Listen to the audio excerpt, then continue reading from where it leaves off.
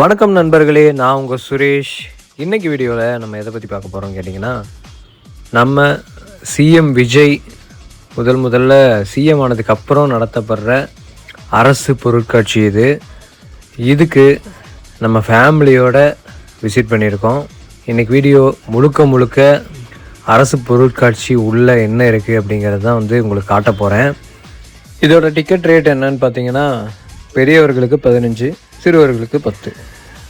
இந்த பொருட்காட்சி எங்கே நடக்குது அப்படின்னு சொல்லி கேட்டிங்கன்னா, கோயம்புத்தூர் அவினாஷ் ரோட்டில் இருக்கிற விஓசி பார்க் கிரவுண்டில் தான் நடக்குது.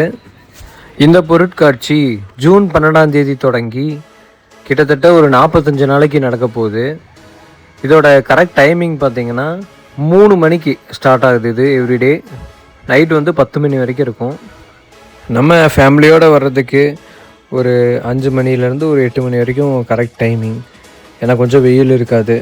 ஈவினிங் டைமில் வந்தோம்னா பீஸ்ஃபுல்லாக டைம் ஸ்பெண்ட் பண்ணிவிட்டு போகலாம். பொருட்காட்சியில் வழக்கமாக இருக்கிற மாதிரி நிறைய குட்டி கடைகள், நம்மளுக்கு தேவையான பொருட்கள் வாங்கிறதுக்கு, தேவையான ஃபுட்டு சாப்பிட்றதுக்கு, வழக்கமான இந்த அப்பளம், மிளகா பஜ்ஜி, காளான் பேல்பூரி கடைகள், ஐஸ்கிரீமு, இதெல்லாம் உங்களுக்கே தெரியும், சொல்ல வேண்டியதில்லை. அதுக்கப்புறம் அந்த கடைகள் நிறைய இந்த துணி கடை, அதுக்கப்புறம் இந்த ஜுவல்ஸு, இந்த காது, கம்மல், மூக்குத்தி, இந்த லேடிஸ் யூஸ் பண்ணுற ஐட்டம்ஸ் எல்லாம் இருக்கிற கடைகள். அதுக்கப்புறம் கிட்ஸுக்கு விளையாடுறதுக்கு நிறைய இருக்குது, எக்கச்சக்கமாக. கிட்ஸுக்கு தான் இந்த மொத்தம் பொருட்காட்சியே நல்லாயிருக்குன்னு வச்சுக்கோங்களேன். அவ்வளோ ஒன்றும் இருந்துச்சு கேம்ஸு. நாங்கள் போனது சண்டே அப்படிங்கிறதுனால ஃபுல் க்ரௌடு. கிட்டத்தட்ட ஒரு 4 மணிக்கு போயிருப்போம். அப்போ அவ்வளோ கூட்டம் இல்லை. அதுக்கப்புறம் பார்த்திங்கன்னா ஃபுல் க்ரௌடு. சண்டேஸில் வழக்கமாகவே நல்ல க்ரௌட் இருக்கும். அதுவும் இந்த மாதிரி ஏதாவது பொருட்காட்சி அந்த டைம்லலாம் சரியான க்ரௌட் இருக்கும். எங்கள் வீட்டில் இந்த சின்ன பொருட்கள்லாம் பர்ச்சேஸ் பண்ணாங்க.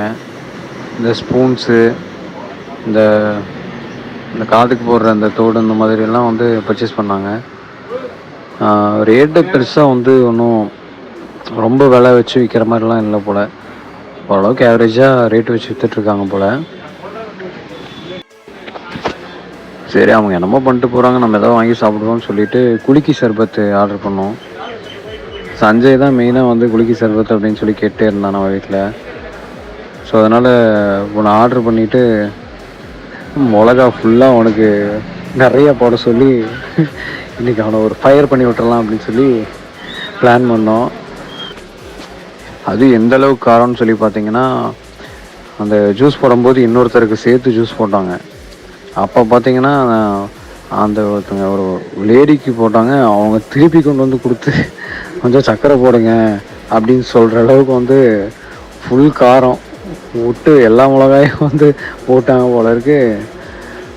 பயங்கர ஃபயர். ஆனால் நாங்கள் குடிச்சு பார்த்தோம், அவ்வளோ ஒன்றும் பெருசாக காரம் மாதிரி தெரியல. சரி, நம்ம இதெல்லாம் என்ன தினமும் குடிக்க போகிறோம்.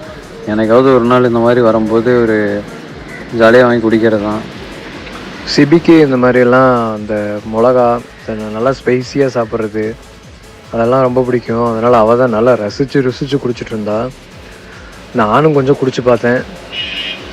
அவ்வளோ மோசம் இல்லை. இன்னும் இந்த விதைகள்லாம் போகும்போது தான் கொஞ்சம் ஒரு மாதிரி இருந்துச்சு. அதுக்கப்புறம் கொஞ்ச நேரத்திலே அதுவே ரெடி ஆயிடுச்சு. சஞ்சய் தான் மெயின் எங்களோட பிளானே. அவனை ஃபுல்லாக மிளகாயை போட்டு குடிக்க வைக்கணும்னு சொல்லி தான் பிளானே.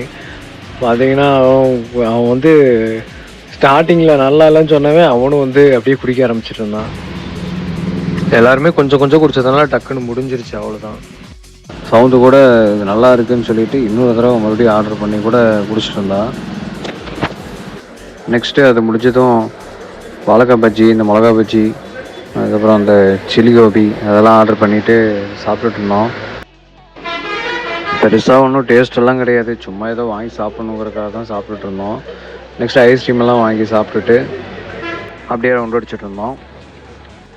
இது அரசு பொருட்காட்சி அப்படிங்கிறதுனால இந்த அரசு நலத்திட்டங்கள்லாம் என்னென்ன இருக்குது அப்படின்னு சொல்லி அந்த அமைச்சிருந்தாங்க. அதாவது வேளாண்மை, வனத்துறை, சுகாதாரம், சுற்றுலா, காவல்துறை, கல்வித்துறை, அந்த மாதிரி ஒவ்வொரு செட்டாக அமைச்சிருந்தாங்க. டிக்கெட் 15 ரூபா தான். நம்ம உள்ளே வந்து நம்ம எதாவது வாங்கி சாப்பிட்ணும் அப்படின்னா வாங்கி சாப்பிட்லாம். அப்படி இல்லைன்னா ஏதோ ஒன்று நம்ம பட்ஜெட்டுக்கு ஏற்ற மாதிரி வாங்கி சாப்பிட்டுட்டு நல்லா வைப் பண்ணிவிட்டு சண்டேவை வந்து என்ஜாய் பண்ணிவிட்டு ரிட்டர்ன் போகிறதுக்கு கரெக்டாக இருக்கும். ரொம்ப பெருசு அப்படின்னு சொல்லியெல்லாம் சொல்லிட முடியாது.